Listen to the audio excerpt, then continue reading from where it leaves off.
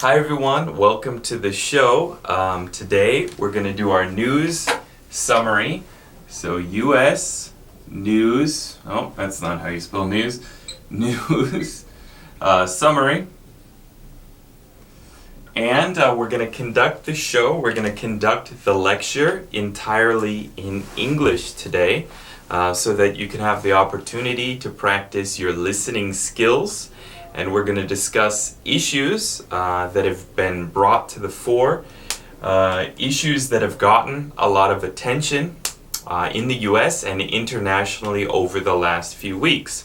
The first one was the issue of a famous lion being killed in Zimbabwe, I think it was, in Africa, by a sport hunter or a trophy killer. The expression that maybe you haven't heard is game, or also big game, and then also hunter. I'm not sure if you've heard this expression, big game hunting or big game hunter. The word game in English dates back to Germanic. It goes way back.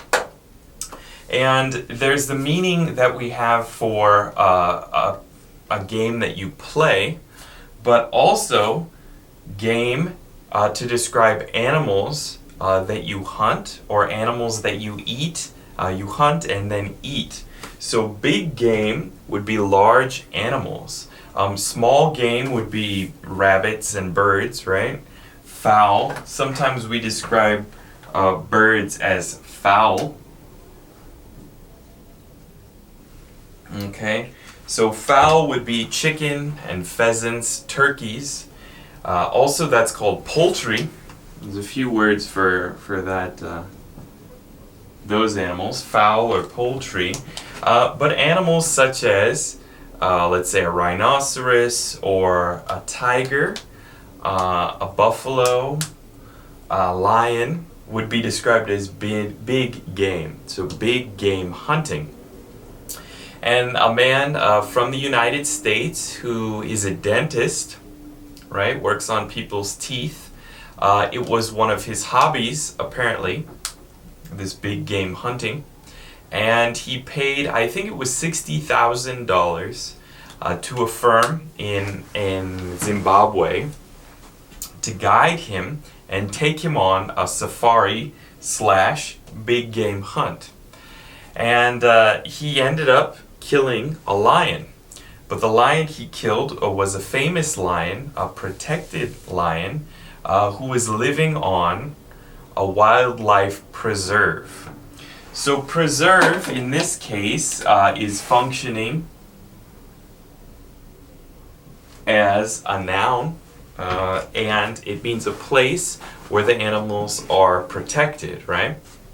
So wildlife, those are animals that live out on their own in nature. Wildlife is one word. Wildlife preserve, the place where they're protected. That's where the lion lived. And according to reports, they lured the lion out of the wildlife preserve and killed it. He was a bow hunter, so bow and arrow. He was using a bow, as far as I remember, and shot the lion but only injured it, then tracked the lion. He pursued the lion, I think for many hours, as many as 20 hours, until he finally found the lion and put it out of its misery. So when something is almost dead but just suffering, we say put it out of its misery. Okay, Korean, I know, has the expression for that as well. So to put something out of its misery. So he finally caught up to the lion and put it out of its misery. And what did he do? According to reports, he cut off the head for a trophy. So normally when we use the word trophy, we're talking about, like, let's say you did really well in Taekwondo and you get a trophy, right, an award. But in this case, the trophy obviously was the lion's head. That's another kind of trophy. So another word for this big game hunting is in fact trophy hunting. Trophy hunting or big game hunting are the expressions that, sorry, just checking something, the expressions that are commonly used. Also sport hunting, because it's kind of a sport, right, for some people. One related expression is the word taxidermy. It's probably not something that you'll come across very often, but the word for stuffing an animal that's dead. Let's say I had a cat that I really loved, and then the cat died, and I wanted the cat stuffed so I could keep the cat in my house and remember the cat. That process is called taxidermy. So not very popular in Korea, luckily, but it used to be popular in America because hunting, as you may know, has been an important part or a significant part of American life, especially in the West. Buffalo hunting and mountain lion hunting and so on. So a lot of hunters, a lot of big game hunters will cut off the head of the animal and mount it on a plaque and then hang it, mount it on the wall, put it on the wall. I remember I was at a hotel in the Grand Canyon, and there's the oldest hotel there that's historic, the oldest hotel at the Grand Canyon. And I was surprised that when I went in there were many of these animal heads on the wall. It was kind of shocking. But that's the way things used to be. That's the way things used to be, especially in the West. There was always a lot of hunting going on. Anyhow, this action obviously spurred an international outcry. There are two expressions, cry out and outcry. So to cry out for help, he cried out for help. To cry, yell outwardly, right? So cry out, this is a phrasal verb, but this word outcry is a noun, and it means like a controversy. Another similar word is backlash. So his actions caused a major public outcry, right? The public was very upset. His actions, this event, caused an international outcry. People from all across the world were upset. So kind of a scandal where people are very upset and speak out, cry out because they're upset by something. Backlash is a negative response, right? People with opposing views who step forward and condemn a certain behavior, then it's called a backlash. So I was surprised to see that it became even such a large issue in Korea. The news traveled all across the world, so that was interesting. Recently, a man from Zimbabwe, a student studying in New York, wrote an op-ed. So he wrote an essay that ran in the New York Times, talking about how he felt about the killing as an African. And I think it was titled, In Zimbabwe, We Don't Cry for Lions, I think is what the title was. And his point, his perspective on the issue was that coming from Zimbabwe and living in small villages, lions are actually very scary. And he talked about times as a child when they would hear that a lion was loose in the area and no one would go out and people were very afraid. And he talked about friends being killed by lions and other wild animals as a child. So that was an interesting response again to the backlash. There was this initial behavior, the hunting, then there was the backlash, and then there was another response, right? He responded that way, imparting the perspective of an African villager, or someone who had formerly lived in an African village. There were also African American organizers who suggested that, I remember reading that one black woman wrote an essay saying, I should dress like a lion, and then people would care if I got shot. What she was trying to say, her perspective was that people care more about this lion's death than they do about the deaths of American blacks in America, or African American citizens in America. So that was her that was her suggestion. And so there's been a backlash, and then there's been a response to the backlash as well. Okay, let's conclude this topic and just discuss the important words we learned. So fowl or poultry would be the words we would use to describe pheasant hunting, chickens, wild turkeys. Either word is fine, fowl or poultry. Game, they're the traditional words that we're familiar with, board game. But because hunting was originally a sport, they're the same root word. The root word for a sport or a board game that we play has the same Germanic root as the word that we use to describe animals that are hunted and eaten, or their fur is used for clothing. They're also called big game. So a lion is an example of big game. Buffalo would be as well. Big game hunter, the kind of hunters who specialize in big game or enjoy that. Also trophy hunting or sport hunting. If you want to kill an animal and make a trophy out of it, then you're a trophy hunter, and so on. And then we learn the word backlash, response, a rebuke, a public rebuke of a certain behavior, cry out, to call out for something, cry out for help. An outcry was the public's response, a scandal amongst the public. Okay, let's move on to the next topic. The Donald, as he's called. Donald Trump, sometimes just called the Donald, he officially announced his candidacy for the President of the United States. I think it was, about a month and a half ago, 2 months ago now. So, presidential candidate, right?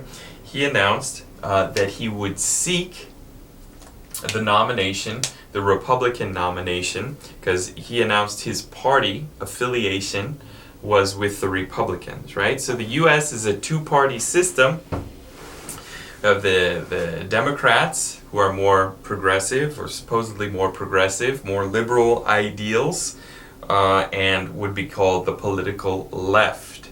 Then we have the right, the more conservative party. The conservative party, which is, headed up by the Republicans.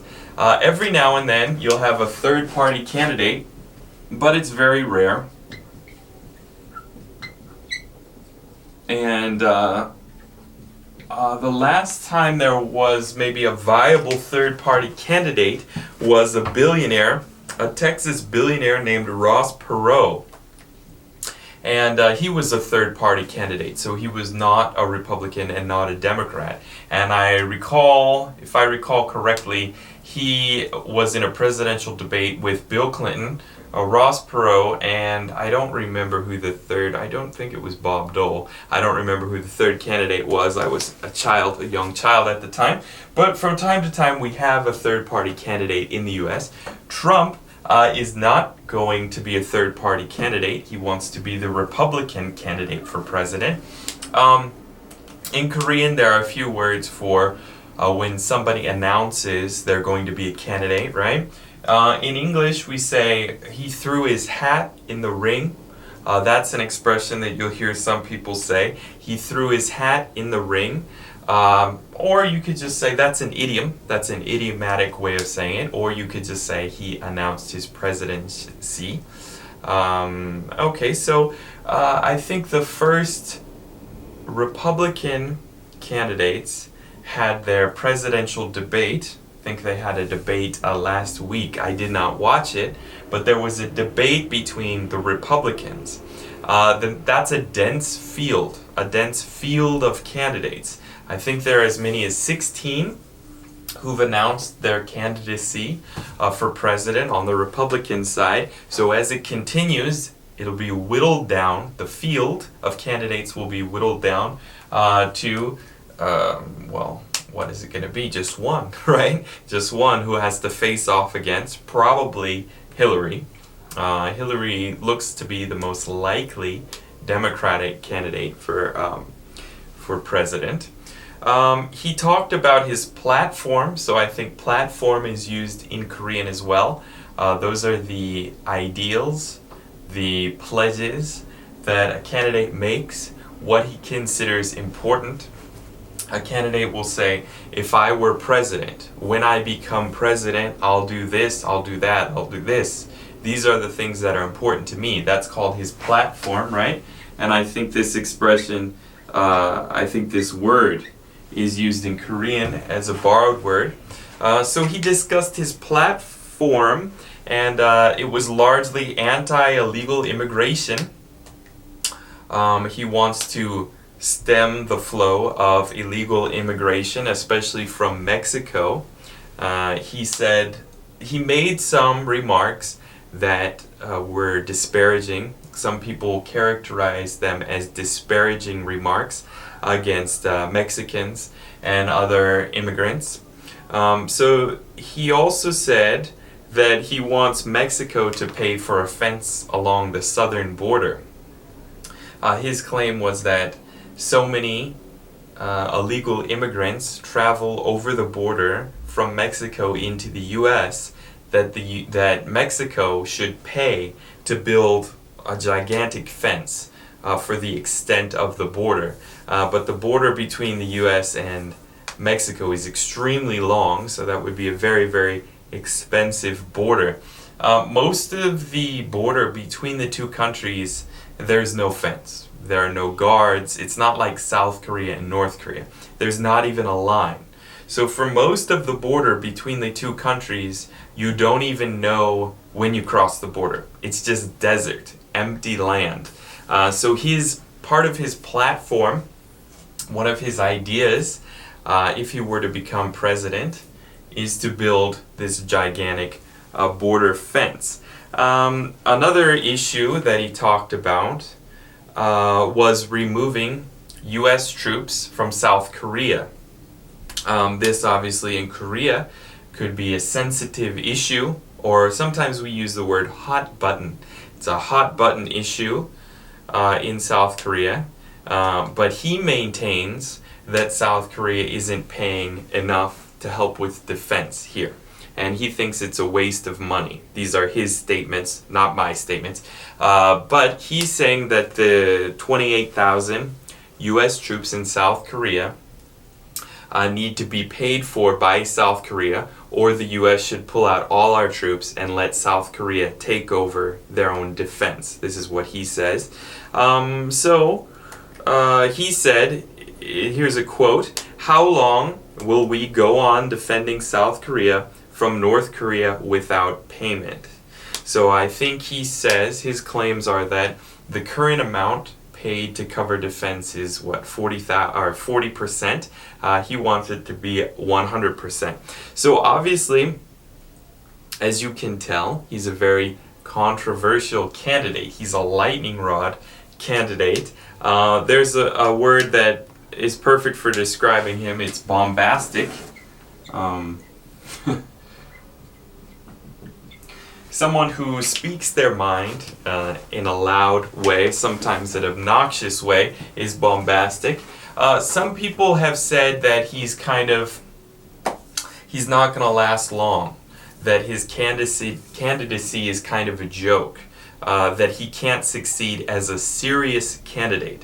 Often early on, long before the real presidential campaigning gets going, there are a lot of candidates on each side who have no real potential, who have no hope of actually winning. Sometimes they're only popular with a small group, a small constituency of people. So they may be very popular with a small minority of people. That means they may be popular now, but in a general election, when they have to face the Democratic contender, later on, they have no prayer of winning. So that would be, those types of candidates are obviously considered not serious candidates. Some people have said that Trump is just one of those candidates. He's not going to be around much longer. It's almost over. It's just a show. Some people have characterized his campaign as just a show, just a spectacle, something that's fun to watch. But other people, other experts have said, because he has so much money and what he's saying has resonated with the Republican base. Resonated means people agreed with it. Some Republicans have, and his poll numbers are high amongst Republicans, that he is very much a serious candidate for the next election. So we've heard both sides of that. It's hard to tell what the truth is or how things will pan out, but we'll see. So anyway, let's review what we learned. So we learned the platform of a candidate, someone's candidacy, right? So he's a candidate, that's the person. Their candidacy is the act of being a candidate. They're both nouns. We learned the word bombastic. We learned that he threw his hat in the ring, meaning that he's going to try to be the president. He's going to compete with the other candidates. We learned that he advocated, or he's advocating, a U.S. troop withdrawal. So withdrawal is the word that means to take out. He wants to remove the troops from South Korea. He's advocating for that. That means he wants it. He's trying to promote it. And those are, I think, the most important words that we learned. So if you're interested in looking at some of Trump's statements, for whatever reason, because you're interested or because you find them humorous, I'm sure you can go to YouTube, type Trump statements or Trump statements on South Korea, whatever, or also Republican presidential debate, and you can watch the Republican candidates face off and argue, if that's something you're interested in. I haven't watched it. Not quite interested at this point. I think maybe when there's a presidential candidate on each side, when we have a Democratic candidate and a Republican candidate, I may watch it at that point.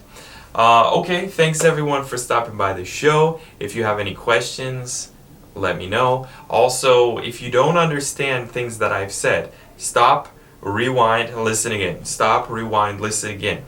Or at a certain time, let's say you didn't hear what I said at 9 minutes and 36 seconds, write that and I'll tell you. If you said, oh, Michael, what did you say at 9 minutes and 15 seconds? Just ask me and I'll tell you specifically, okay?